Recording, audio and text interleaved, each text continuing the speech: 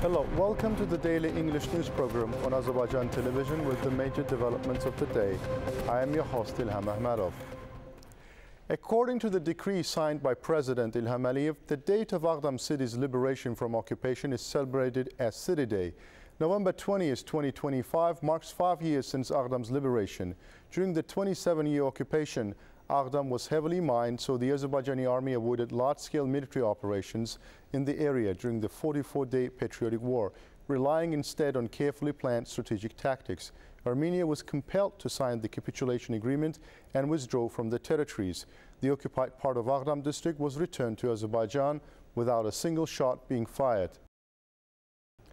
The great return to the territories liberated from the occupation continues. Another 15 families, totaling 54 people, returned to the village of Shushakyant in the Khojalı district.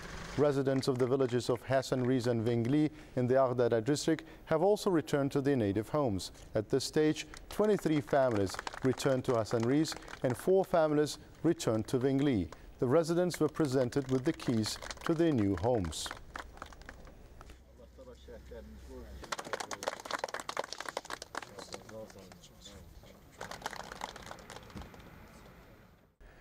Intergovernmental negotiations on COP31 will be held under Australia's patronage.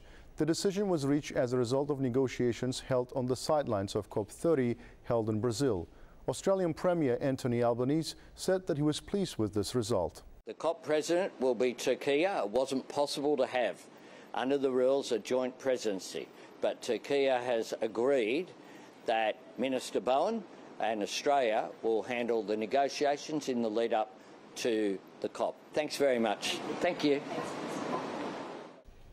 On November 19th, a ceremony was held at the Unique Clinica medical facility to open new robotic rehabilitation and bone marrow transplantation centers. The centers meeting the modern requirements are aimed at the effective and high-quality treatment with the application of high technologies, in addition to making accessible specialized medical services.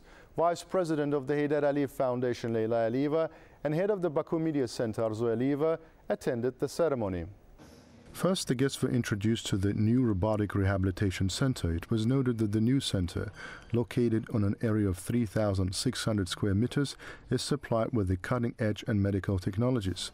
The center also provides both robotic and traditional rehabilitation services in several areas such as neurology, orthopedics, pediatrics, oncology, and etc. The world-class robotic system for locomotion and upper limb rehabilitation, 3D motion analysis, AI-based balance and coordination measurement technologies, personalized rehabilitation algorithms turned the center into one of the advanced medical facilities of the country.